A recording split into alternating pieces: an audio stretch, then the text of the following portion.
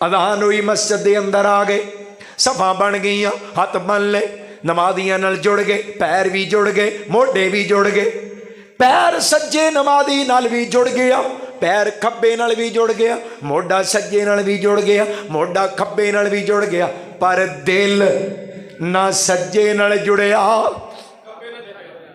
ना खब्बे नमाजी नाल जुड़िया। और इतने नमाजी ने जिहड़ा अगे इमाम है, जिदे पिछे पढ़ने ओदे भी कीड़े, जिदे पिछे पढ़ने ओदे कीड़े कढ़ने, नमाज़ां दा बेड़ा गर्क। जेड़े खतीब पिछे जुमा ओदे बारे दिल दे अंदर कुदूरत, जेड़े इमाम पिछे नमाज ओदे बारे दिल दे अंदर नफरत। गैर मौजूदगी दे अंदर तबसरे, मौलवी दे सिर तो लैके पैरों तक, मौलवी दे घर ते तबसरे, मौलवी दी रोटी ते तबसरा। लोकी गल्लां करदे मौलवियां दे बारे, ते अल्लाह पाक जदों फजल करदे ना, अगले दिन मैं ना बावलपुर तो अगे मंडी यजमान उन्हें खाना लिया के रखिया, तो हजरत तो कह लगे जी कारी साहब वेखो की पक्का है, तो मैं ना हिसाब ला लू के मैं क्या जी देसी मुर्ग कोई चंगा तगड़ा पक्का, कह लगे मोर पक्का है, मोर।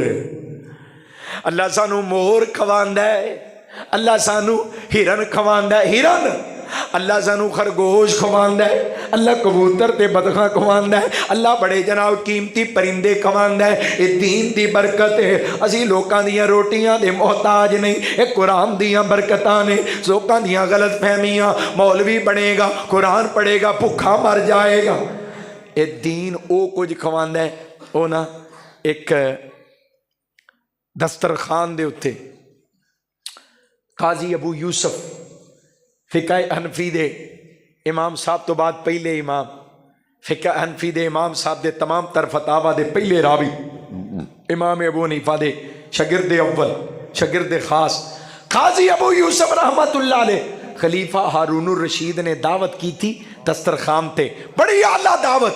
ते खलीफा कहने लगा हजरत जी मुफ्ती साहब ये चीफ जस्टिस बन गए सन, काजी अबू यूसुफ चीफ जस्टिस खलीफा हारून रशीद दी रियासत थे, मुल्क ते।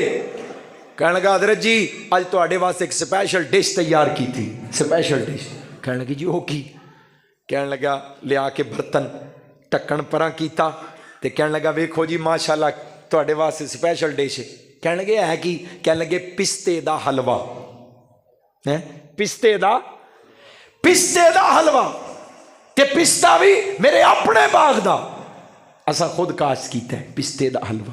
काजी साहब चमच पकड़िया ते खान लगे ना, ते काजी साहब दी अक्कां चों आंसू आ गए ते रोन लग पे।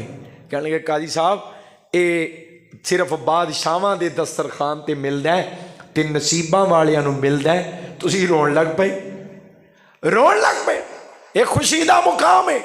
काजी साहब कहने लगे कोई दास्तान याद आ गई, कोई दास्तान। कहने लगे जी की?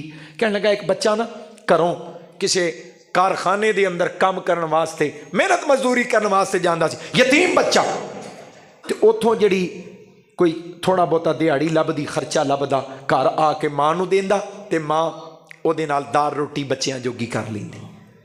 जदों आंदा बच्चे दे हत्थ काले होए हुंदे, उन्हां रस्ते दे अंदर बच्चे ने वेखिया कि एक दरसगाह है ते एक मौलाना साहब ने, हजरत साहब ने, एक बुजुर्ग ने, वो बच्चों को पढ़ाते हैं। वो बच्चे ने राह च खलो जाना, जांदियां भी घड़ी गल सुननी, वापसी ते भी सुननी। एक दिन वो मियाँ जी ने बुला लिया, पुत्र गल सुन, कित्थे जाना है, की करना है? कहने लगा जी मैं कारखाने च मजदूरी करना, हाथ कपड़े भरे ने ते मैं वापस हुण चलिया। कहने लगे की लभदा?